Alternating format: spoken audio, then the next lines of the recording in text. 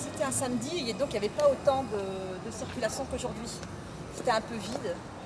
Mais voilà, on est entré et puis d'un seul coup, tout ça s'était occupé par plein de gens qui se sont installés.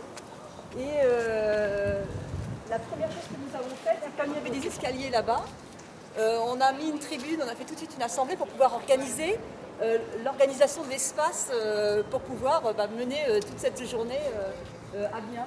Et donc on est allé là-bas et d'un seul coup, on a vu les Espagnols en pleine action.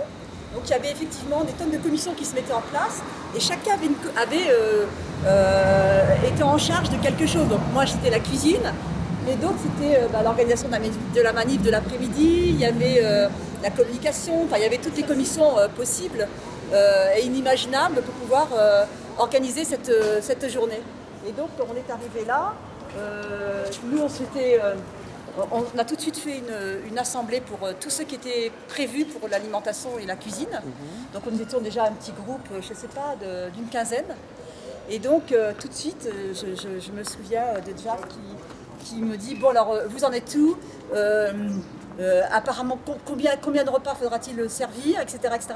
Et nous on avait organisé des choses quand même, on avait pris des contacts, on savait où on devait aller chercher la nourriture, je me souviens d'une amie Anne qui avait fait des tonnes de sandwichs, on avait quand même amené des choses, etc. Et donc là on faisait l'inventaire avec eux de tout ce que l'on disposait pour pouvoir nourrir les personnes pendant 3 jours. Et avec l'organisation qui devait se faire, et on a fait tout ensemble là. C'est-à-dire que nous avions déjà des idées, mais le fait de faire une assemblée avec eux, les idées ont été transformées, il y a eu des modifications et il y a eu quand même, et ça s'est fait très rapidement, une organisation autour de cette petite assemblée. Donc on a tout de suite, après on les a suivis, ils nous ont dit qu'il faut construire la cuisine, mais nous on ne savait pas comment il fallait construire une cuisine. Donc on s'était mis là, alors on a fait le tour, et puis bien sûr la cuisine est prioritaire, donc il fallait trouver le meilleur endroit pour pouvoir installer des tables, des choses pour pouvoir réchauffer, un coin haut, enfin tout ce dont on a besoin pour pouvoir cuisiner. Et donc on s'est installé là où il y a les personnes âgées là-bas. Et donc il n'y avait pas de table, on disposait de rien. Et ils nous ont dit, alors moi j'ai dit, mais les tables elles sont où est-ce qu'on va prendre des tables? Il dit on n'a pas besoin d'avoir pour faire. Et il a dit, mais ici c'est quoi? Alors donc j'explique un peu le fonctionnement de la cité universitaire, avec des maisons pour chaque nationalité, je leur explique un peu le fonctionnement. Il a dit, on y va, on va aller leur demander du matériel et on va pouvoir l'installer là. Alors je ne sais pas si vous imaginez la stupéfaction des personnes qui étaient dans la cité universitaire et qui étaient censées gérer la maison universitaire, qui ont vu débarquer des personnes qui s'installaient et en plus qui leur demandaient du matériel pour pouvoir organiser l'occupation. Et en sachant qu'ils avaient une manière toute particulière de le demander, et pour nous ça a été vraiment un cours en direct. C'est-à-dire que d'un seul coup, il y avait des personnes, des Espagnols qui amenaient des énormes jambons et des trucs comme ça. Donc d'un seul coup, on avait des pata negras et tout ça. On n'avait pas de couteau, par exemple, qui était suffisamment coupant pour pouvoir couper le jambon. Donc on s'est mis à aller dans chaque maison pour demander le matériel. Donc au départ, on demandait un couteau. Et puis donc les personnes disaient mais non, mais moi je suis la secrétaire, le directeur n'est pas là, je ne peux prendre aucune décision, etc. Et puis là on a vu les Espagnols qui commencent à dire mais tu sais, il faut savoir de temps en temps prendre des initiatives, parce qu'un jour tu le regretteras, etc. Il y a des moments où c'est nécessaire que tu prennes tes propres initiatives. Donc on voyait la secrétaire qui commençait à s'offusquer un petit peu de cette façon de parler. Et puis il y a un moment, je me souviens que Jack s'était rendu compte de l'effet que ça faisait, et il lui a dit, est-ce que tu as du café, est-ce que tu peux nous offrir un café? Et donc la fille a dit, bah oui, je vais vous offrir un café si vous voulez. Parce qu'à chaque entrée dans chaque maison, alors je ne sais pas si c'était la maison je ne sais plus si c'était la maison du Mexique ou de Colombie, excusez-moi de mélanger les deux, parce que je pense qu'on en a fait plusieurs.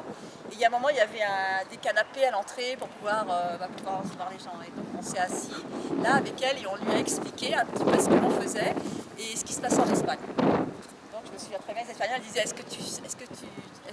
il la tutoyait, parce que est-ce que tu sais ce qui se passe en Espagne, etc. Et ils commencent comme ça et ils leur disent, ben voilà, en Espagne il y a une révolution. Tu vois ce que ça veut dire une révolution? Et voilà comment on l'a fait et voilà quel outil on utilise, la démocratie, etc. Donc il commence à rentrer dans des explications. Il y a la réelle démocratie, le positionnement de la population, les gens dans l'administration, quel rôle ils doivent jouer, etc. Et donc tout ça pour demander un couteau, une table, etc. Et donc malheureusement, ils se sont confrontés à la technocratie française et ils n'ont pas pu obtenir de table, etc. Et de couteaux, ils n'en ont pu obtenir que des petits parce que la fille avait réussi à nous donner quand même quelques outils, notamment des petits couteaux. Et elle lui dit oui, mais pour le pata negra, c'est pas possible parce qu'il faut des grands couteaux. Et alors la fille a dit écoutez, ici il n'y a pas de grands couteaux. Donc on avait fini par pas obtenir tellement grand chose au niveau des maisons parce que les gens ne comprenaient pas. Mais ce qui était marrant, c'est qu'on a pu, à travers cette expérience-là de demande, imaginer comment en Espagne, les Espagnols ont pu solliciter la solidarité de la population et la solidarité des commerçants et la solidarité de toute une population pour pouvoir contribuer. Et il y avait l'idée que chacun à sa place peut et doit organiser une révolution. Et ça c'était très marrant parce que bon, pour moi c'est une leçon peut-être que j'arriverai à réutiliser un jour en espérant qu'il y aura une période révolutionnaire en France de nouveau. Et donc on est revenu, dans ce cas-là ils se sont servis, on a pris des énormes poubelles, on les a renversées, on a mis des plans, on a trouvé des planches, on a mis des planches dessus. On a trouvé des papiers pour faire des nappes, on a organisé toute une cuisine avec des tables pour que les personnes puissent se servir. Et puis là, on a vu toute l'organisation, les règles. Il y avait des règles qui étaient instituées pour pouvoir organiser la cuisine, mais aussi pour distribuer et pour donner la nourriture. Et ce qui était incroyable, c'était l'idée que chacun, on était un groupe, un collectif, et que c'était pas pour ça que les individus étaient oubliés. Et à travers la nourriture et à travers la façon dont on va donner de la nourriture et mettre des règles pour pouvoir distribuer chaque repas, eh bien tout était. Alors d'abord les végétariens passaient d'abord. Il y avait tout ce type de règles. Les personnes, chacun avait sa place et chacun passait à un certain niveau et respectait. Et l'on donnait on donnait de la nourriture en fonction des personnalités de chacun et on écoutait, on était à l'écoute, etc. Quand on a terminé de servir les repas, on s'est aperçu qu'on avait servi 300 repas quand même, avec 0 argent de budget. Ce qui était pour moi, et on l'a fait pendant 3 jours. Ce qui était incroyable. C'était quelle époque alors ça c'était le 17 septembre, à l'arrivée des 2011. Oui, c'était la marche qui allait vers Bruxelles. Et donc, voilà, pour nous, c'était une façon, c'était la première fois qu'on avait des contacts avec des indignés espagnols, donc on a pu leur poser la question, on a pu avoir un échange et de savoir comment ça se passait, comment eux, ils organisaient les assemblées, comment ils faisaient face aux forces de l'ordre, comment ils organisaient, et puis surtout comment ils géraient la spontanéité. Et ils nous ont montré vraiment comment, en fait, parfois, d'organiser les choses au dernier moment pouvait être mieux organisé et plus valable que si on le faisait. Et ils nous ont expliqué que la spontanéité, il fallait saisir toujours les opportunités. Et que ça, dans le militantisme, on n'avait plus cette façon de faire, parce qu'on organisait bien les choses. Et il nous expliquait que mais quand on se retrouve, même par hasard, à un endroit précis où les indignés viennent, et si par exemple on est au moins 20, mais à 20 on peut faire quelque chose. Et donc nous, des fois, à 20, ils nous disaient, eh bien, d'un seul coup, hop, on organise quelque chose, on fait même une manif à 20, on va vers la population à 20, et on organise quelque chose d'improvisé, et ça marche parce que personne ne le savait avant. et parce que ça s'est fait comme ça au dernier moment. Et donc ça, c'était pour nous vraiment quelque chose de nouveau. Bon, même si certains d'entre nous avions honte, parce qu'ils ont été choqués de voir que nous ne les avions pas attendus pour fixer l'ordre du jour, les programmes, etc. D'accord. Parce qu'il y a une règle chez les indignés, c'est que même quand il y a une marche, on ne décide pas avant,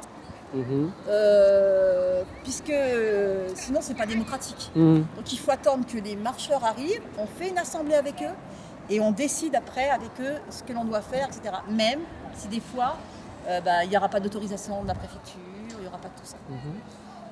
Ça fait partie des règles universelles des indignés. D'accord. Voilà. alors le problème c'est qu'après nous, l'hiver, plus tard on a... Alors je ne peux pas vous parler j'ai ma vision de moi, ma place à la cuisine. Maintenant il faudrait peut-être interroger d'autres personnes qui avaient vécu ici dans cette place, l'organisation des 3 jours ensemble. Quoi. Mais après nous l'hiver, quand il a fait très froid, on s'est mis bien sûr à occuper l'intérieur.